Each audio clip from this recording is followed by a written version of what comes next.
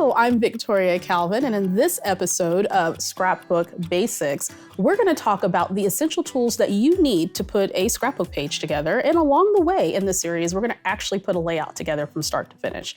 But the first things first, let's get started with talking about tools. Now, you don't need anything overly complicated whenever you are scrapbooking. Basic tools will get the job done. So I recommend starting out with grabbing a paper trimmer. This is a great example of a fantastic paper trimmer that you can use. You just open it right up. And of course, you'll need your paper trimmer to trim your papers because paper is a big part of scrapbooking. A basic paper trimmer will go a long way. I recommend grabbing one that is at least a size of about 12 inches because your standard scrapbooking paper is going to be about 12 inches wide. The next thing you're going to need is some adhesive because, of course, you've got to put those elements down on your page and make them stick. So you can grab some basic adhesive. Here's an example of one from Scrapbook.com. Permanent adhesive will work well. You also want to make sure that it's archival safe, so any of the elements that you tack onto your page will last a very long time. Once you have those elements on your page, you're probably going to want to write what your layout is about. So having a nice, archival safe, acid-free, waterproof journaling pen is the answer. Scrapbook.com also has these fantastic pens that you can write. I prefer the more finer tip. I just feel that I write a little bit better. And if writing's not your jam, then you can certainly type up your journaling and print it out and add it to your layout. You want to make sure that you have a beautiful story that goes along with your photos. Another element you might want to consider having is a pair of scissors available, and this comes in handy when you want to cut little elements out, maybe from the pattern papers that you're using or making your own little embellishments. You always want to have a pair of scissors at hand. With those basic materials, you're then ready to get started to put your layout together. So what will you need for that?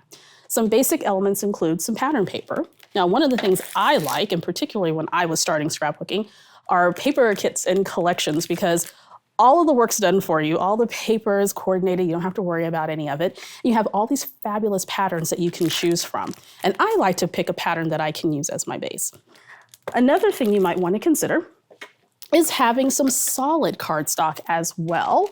And these are excellent choices, starting out with white cardstock or any cardstock really that goes along with the colors in your collection would be fabulous.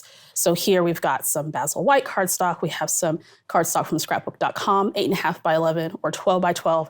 Great option to start out with whenever you are a beginning scrapbooker. Now, you will notice here on my page, I have all these really super fun elements.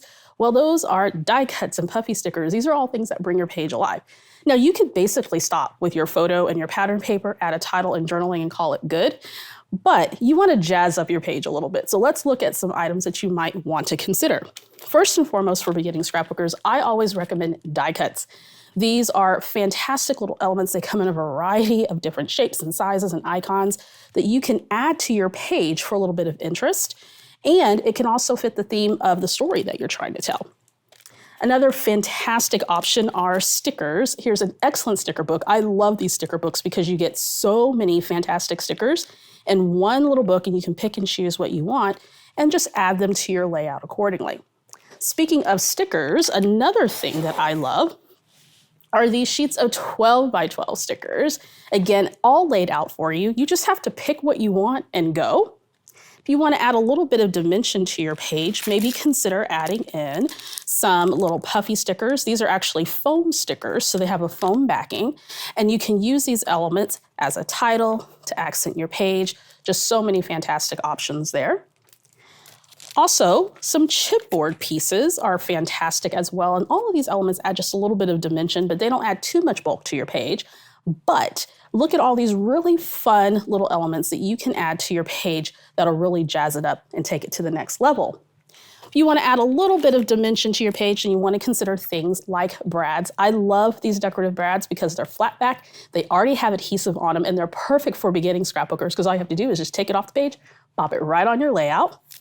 I also love enamel dots. I've been using enamel dots for years, and this is a great way to add a little bit of texture and dimension to your page. And then things like frames are awesome as well. It goes a long way. They're already decorated. You can just pop those right over your photo and you have an instant decoration with not a whole lot of work. Another example of dimensional pieces are these wood veneer pieces as well. And there's a slew of other products too. But when you're just getting started, I recommend picking just a few of these things and trying them out. Let's talk about titles.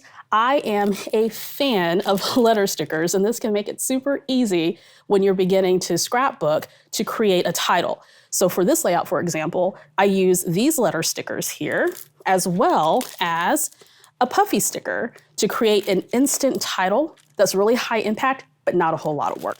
You can also add pops of color to add dimension and interest to your layout as well. And these are really, really fun products to try out as you are learning a little bit more about scrapbooking.